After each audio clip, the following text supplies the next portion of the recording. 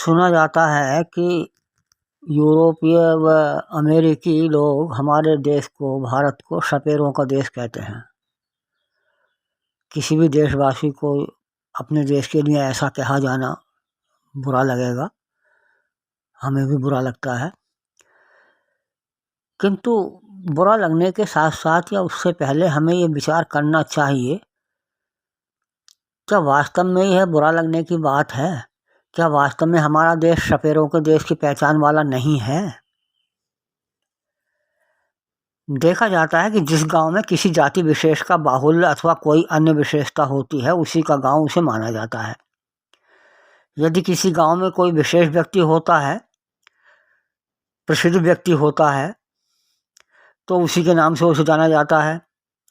भले ही वह व्यक्ति कोई सुविख्यात हो या कुख्यात, अर्थात अच्छा हो या बुरा। मेरे परिचय में हमारे क्षेत्र में कई गांवों के उदाहरण हैं। कोई जाटों वाला सैदपुर, जबकि वहाँ जाटों की जाति के साथ साथ अन्य कई जातियाँ भी निवास करती हैं।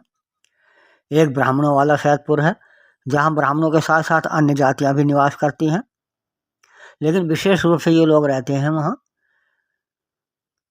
इसलिए इनको ऐसा बोला जाता है। इसी प्रकार अन्य कई ग्राम हैं जो जातियों के आधार पर जाने जाते हैं या किसी व्यक्ति के नाम पर जाने जाते हैं, या और कुछ नहीं, केवल गांव की एक पहचान होती है।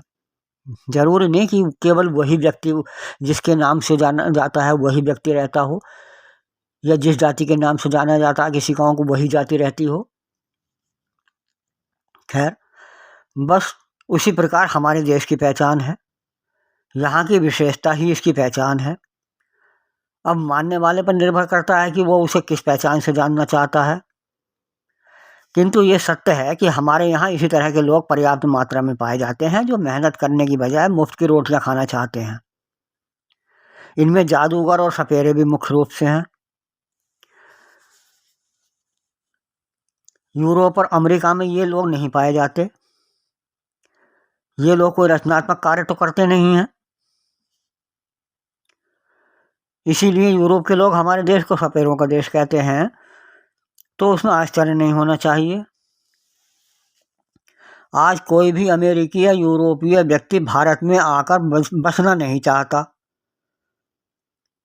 किंतु भारत को सपेरों की बजाय विश्व गुरु मानने वाले अनेक भारतीय, या यूँ कहिए कि अनगिनत भारतीयों को यदि मौका मिल जाए तो यूरोप व अमेरिका में बसना चाहेंगे।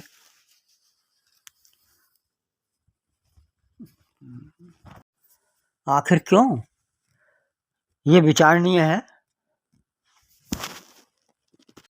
होना तो यह चाहिए कि हमारे देश में इस तरह के निठल्ले लोग न होकर रचनात्मक कार्य करने वाले हों। हमें विदेशियों की टिप्पणी का बुरा मानने की बजाय ईमानदारी से रचनात्मक कार्य करके अपने देश की अच्छी पहचान बनाने का प्रयास करना चाहिए।